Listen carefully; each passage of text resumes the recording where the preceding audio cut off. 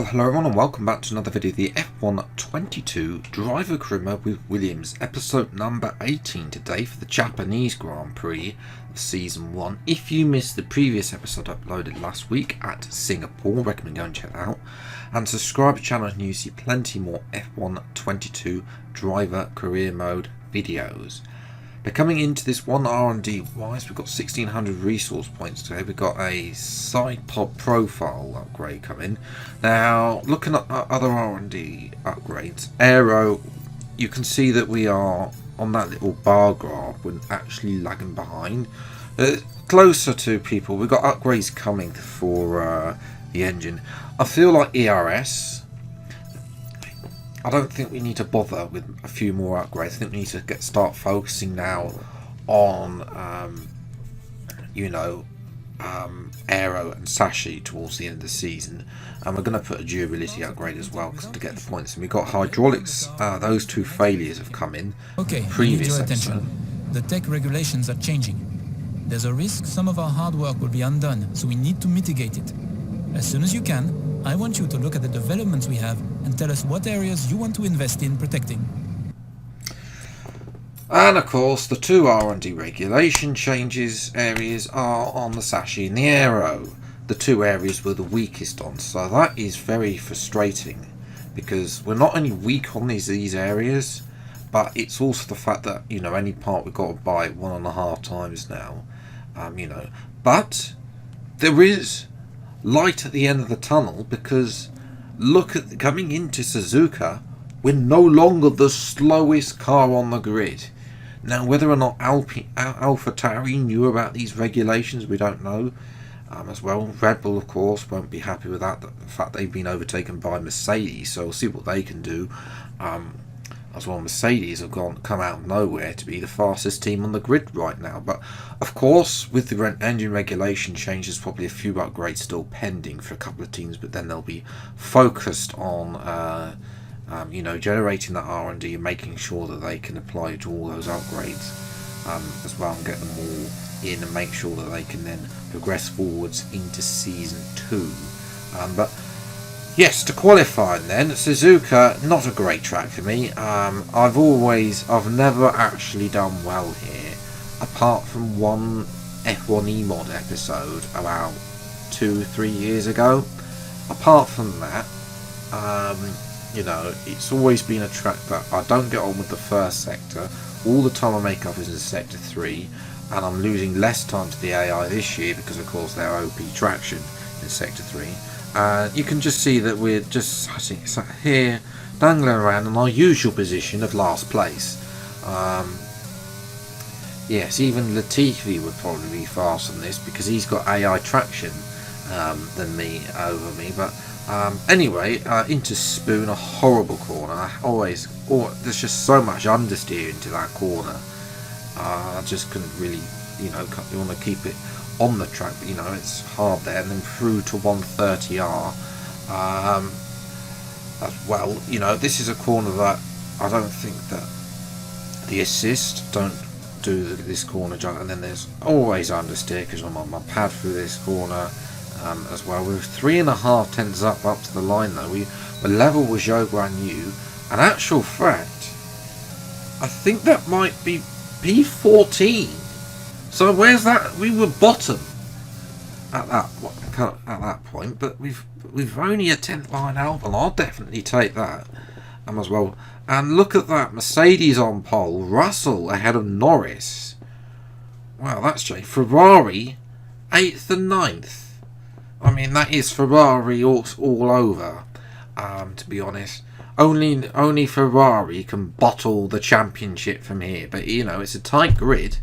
But from 14th on the grid, I'm sure there'll be grid penalties as well because we're getting to that part of the staging. So, we've got plenty of parts to choose from as well. So for us, we're looking good. Time for the race. Welcome along then to the magnificent Suzuka International Circuit, a stone's throw away from Issei Bay in the beautiful Japanese countryside. What surprises lie in wait for us today in the Japanese Grand Prix? We're southwest of the city of Nagoya today at the unique figure of 8 Suzuka circuit. 3.6 miles and 18 corners make up a lap here, with average speeds approaching 136 miles per hour. DRS will be available, of course, into the potential passing opportunity at turn 1, although the best place for overtaking will be through the 130R and into the final chicane. Before we begin, let's take a quick look at the grid lineup for today's race. What a qualifying yesterday for George Russell. He'll start today's race from pole position, edging out Lando Norris, who'll start from P2.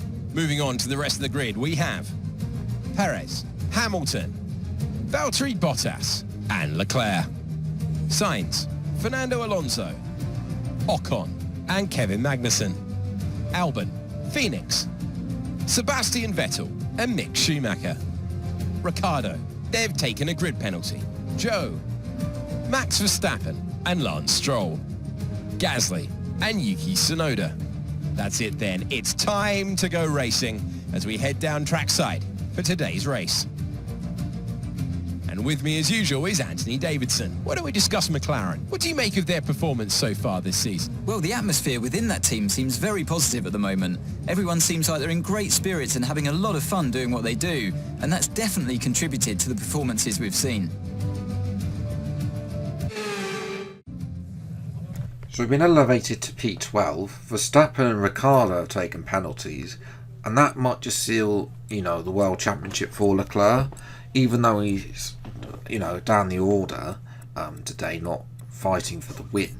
But, still, the fact of the matter is, he's way in front of the championship, and, only Ferrari can bottle it from here. So 5 lights then for the Japanese Grand Prix.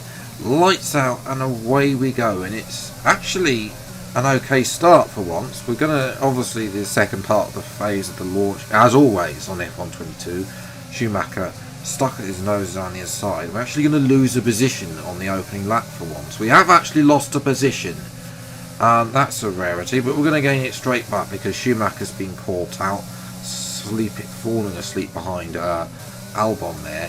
We're able to get back to P12.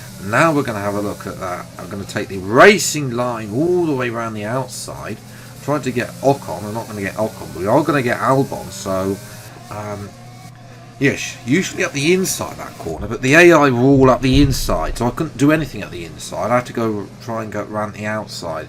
Couldn't get the position on Ocon, but we are able to get our teammate. We want to keep Albon with us. He did score points for the first time as we got. Valtteri Bottas is up in P4, so he's jumped Hamilton. So although Russell is comfortable in that Mercedes, Hamilton is starting to become his my team self, where he was going to dive down the inside of Ocon at the centre frost corner and move up to P10 into the points as well.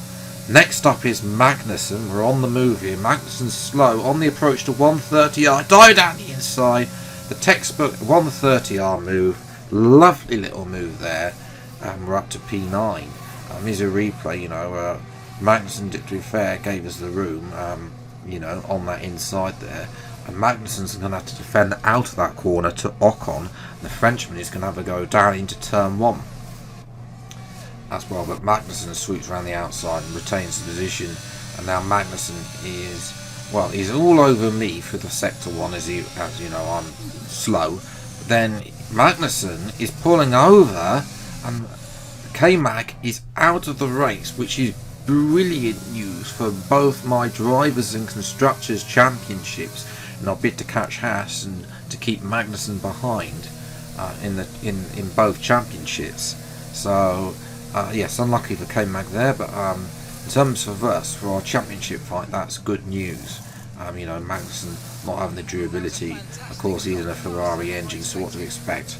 As well, 2.4 second stop there, we're only the only one in, so I'm wondering if, that's just a mark stop, but yes, I see that Ocon there, not really close, as we've actually undercut beautifully, so the strategy's actually worked beautifully, and one man who's been making, up the order now is Charles Leclerc.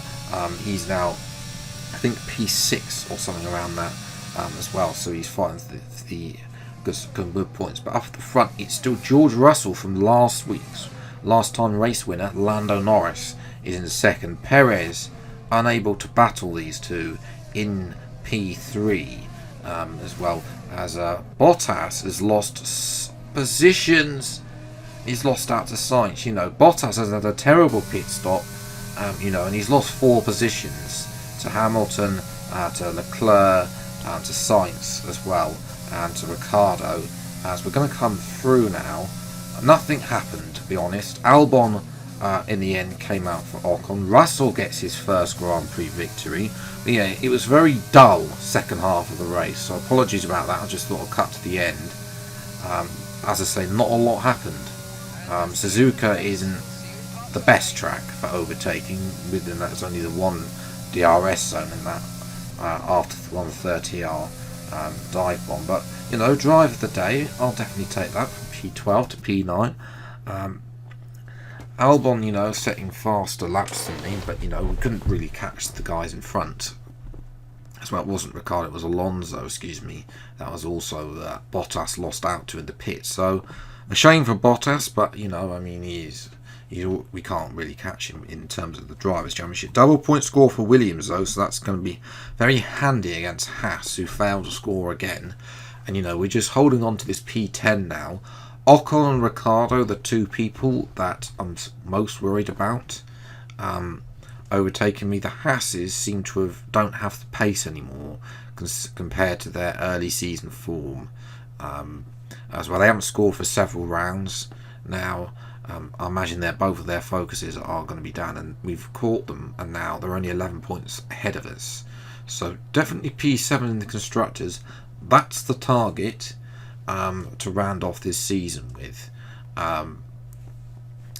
as well. But of course, we've got 4 races left. USA will be out on Thursday, and again another mediocre track. And then I'm interested to see what's going to happen at Mexico and Brazil, whether it's going to be like a Belgium or an Austria, because I bet historically I've had good pace there, but nevertheless, you know, the AI traction at both those straights might hurt us, and then Abu Dhabi, the new Abu Dhabi, should say, to finish off. So you know, there's a chance to get points at, you know, at least 2 of the 4 races. You know, Ocon as well is a big threat. As I said, you know, he did outscore us at Italy as well. You know, if that Alpine is set out to be fast in the corners, then you know, we'll have to wait and see about that. So yes, I hope you have enjoyed this video. If you did, leave a like, subscribe to the channel if you're new, see plenty more F1 22 drive camera videos as when they come out. Until the next video then, I'll see you next time. Take care, thanks so much for watching, enjoy your day, and goodbye.